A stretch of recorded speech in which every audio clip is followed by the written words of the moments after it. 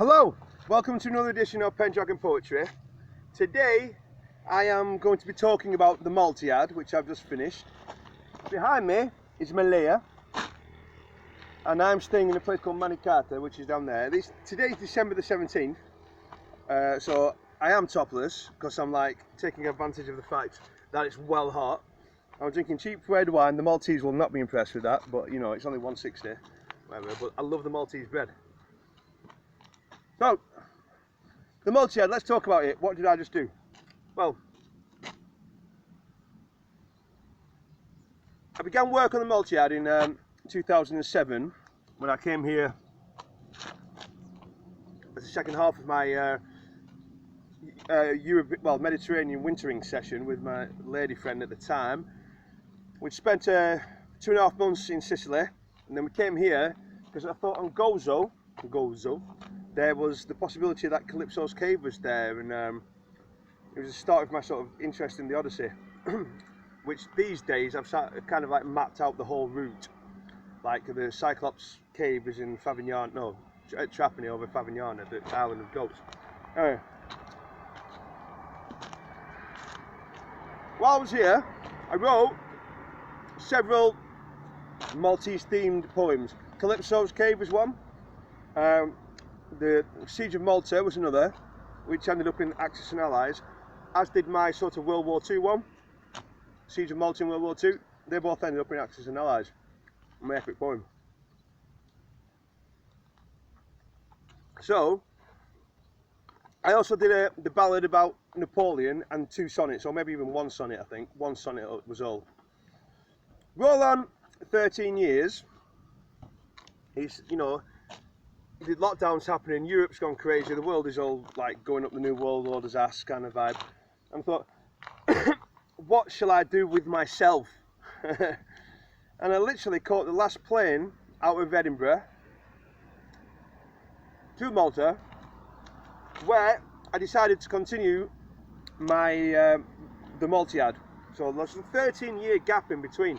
So I put all the first half of the Maltiad on my laptop, you know, not really touched in 13 years kind of thing, still quite sort of like moldable clay, malleable clay. Flew here 6 weeks ago and set to work. And I created 42 sonnets, and there's nothing better than a sonneteer who's ready to write. Oh my God, wherever you go, you're sort of like pulling shit in and regurgitating. But Malta is such a wonderful island. Oh my God, it's so beautiful. You know, it's December 17th, got my top off.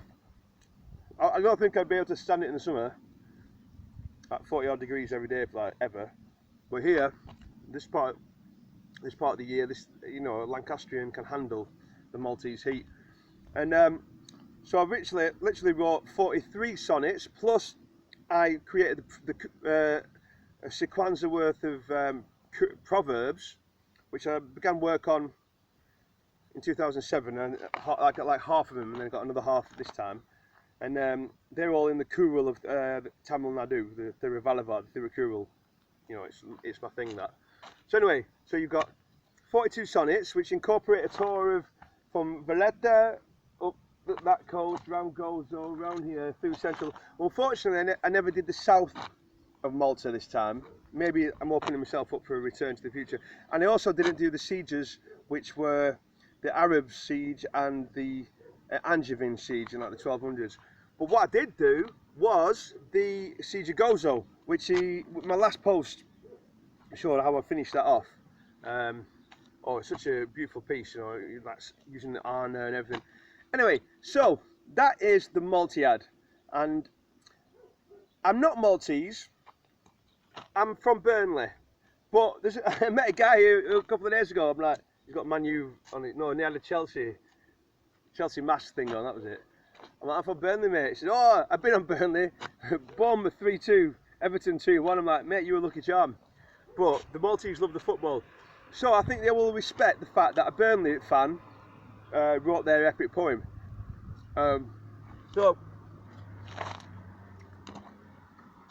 see, this one isn't so bad. 160, but you'd spend like €6 or €7 in the UK, £7 in the UK to get something about the same standard. It's crazy days. So there you go. I'm not Jesus, but I've got my bread, got my wine. I'm a poet on tour, and I will definitely say that Malta is the most beautiful island, compact but massive, continental but fucking tiny place you'll ever see. The scenery is amazing, the people are wonderful, and I love the way they speak English. It's got a better accent than the Dutch. So, hello? No, I can't even do it, they'll be annoyed. You've got to listen to the way the Maltese speak English. It's absolutely, you know, you have Italian, Arabic mix of the language, right? So the Italians speak like musically. Their language is a song, it's a cantata. And the Maltese speak English as if they were speaking Italian with a certain musical pitch. It's absolutely beautiful. So I'm going to leave it at that point, but do read the Maltiad. It's, in essence, it's a little bit like the lyrical ballads, because Wordsworth and Coleridge turned up and said, look, blah blah blah, you can stick your conventional poetry up your ass. So I live in a world of free verse, they lived in a world of like iambic couplets. They came out with sort of like the speech of the real person, of the real people, and I've come out with a sort of like the speech of the real people of Malta. You know, I've been trying to get the vibes and everything. So I would say the Maltiad is my lyrical ballads, but that's up to posterity. See you later. I'll be going back to UK in a couple of days. I will see my little baby dog Daisy. She's not a baby anymore, she's 3, but going on 21. Catch you later.